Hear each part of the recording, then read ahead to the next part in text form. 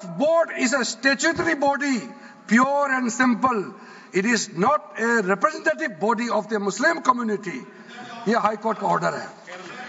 उसके बाद Allahabad high court का ऑर्डर भी सुन लीजिए।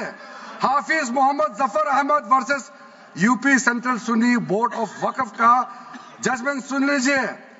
A mutawalli's right is purely a right of management of the property and is not a proprietary right. The duties of a mutawalli are purely of a secular character. His duties are not of a religious character. इतना clear cut ruling है। तीसरा, तिलकायत श्री गोविंद लाल जी महाराज versus state of Rajasthan. इसमें high court ने क्या कहा, supreme court ने क्या कहा? Right to manage the properties of the temple. अब देखिए मंदिर का भी इसमें एग्जाम्पल लिया गया है। Right to manage the properties of the temple is purely a secular matter and can not be regarded as a religious practice. Properties of temple, temple नहीं, टेम्पल का जो प्रॉपर्टी है। उसी प्रकार से आप बार बार कहना कि मुसलमानों का अधिकार में गैर मुसलमान कैसे आ रहा है, ये तर्क ही नहीं बनता है। आप ये आज से ये बात बोलने के लिए बंद कीजिए। सर 2013 में जो काम किए गए हैं उसमें मैं एक चीज जिक्र करना चाहता हूं। इलेक्शन आने वाला था, बहुत ही कम दिन बच गए थे। इलेक्शन कोड ऑफ कॉन्डक्ट लगने ही वाला था। हम सबको मालूम है अप्रैल और मई में चुनाव हुआ था।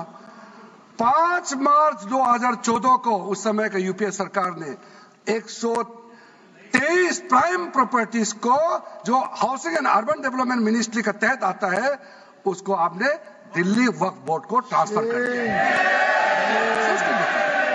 क्या जरूरत था? कुछ दिन बाकी था चुनाव होने के लिए, आप इंतजार तो करते। आपने सोचा ये करके वोट मिलेंगे, लेकिन आप तो चुनाव तो हार गए, तो फायदा क्या हुआ? ऐसा काम करने से वोट नहीं मिलता है। इसलिए लोग इंटेलिजेंट है, हमारे देश के लोग समझदार है, इसलिए वोट बैंक का राजनीति के बिना हम अच्छे सोच के साथ में आज इस सदन में फिर से आए हैं।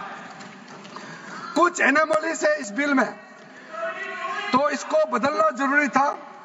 मैंने एक पहले भी इसका जिक्र किया था कि आपने कहा कोई भी हिंदुस्तानी, कोई भी भारतीय वक्फ क्रिएट कर सकता है। वो 95 में ऐसा नहीं था, आपने 13 में बदलाव किया।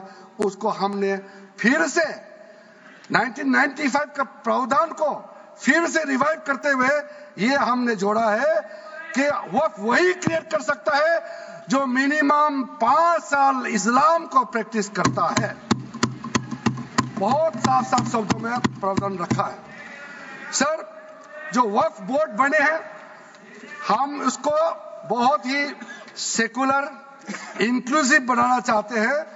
आपका पुराना प्रावधान को हटा करके अब हमने कहा है कि वक्फ बोर्ड में शिया भी रहेंगे, सुन्नी भी रहेंगे, बोहरास भी रहेंगे, आगा कानिस भी रहेंगे, मुसलमानों में जो बैकवर्ड है, पिछड़े लोग हैं वो भी रहेंगे, और साथ में महिला भी रहेंगे और एक्सपर्ट नॉन मुस्लिम भी रहने का प्रावधान रखा गया है।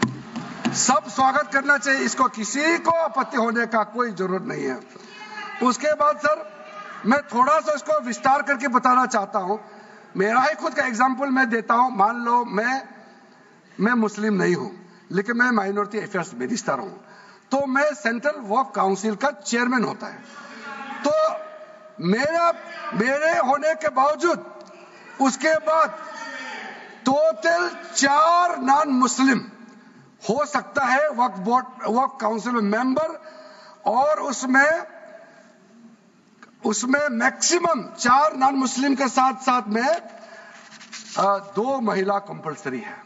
2 महिला होना ही चाहिए सर। उसके बाद सर स्टेट अभी आप पूरा वक्फ बोर्ड देख लीजिए, महिला कहाँ है? महिला को भी रखा ही नहीं है, वो सिर्फ बातें करते हैं।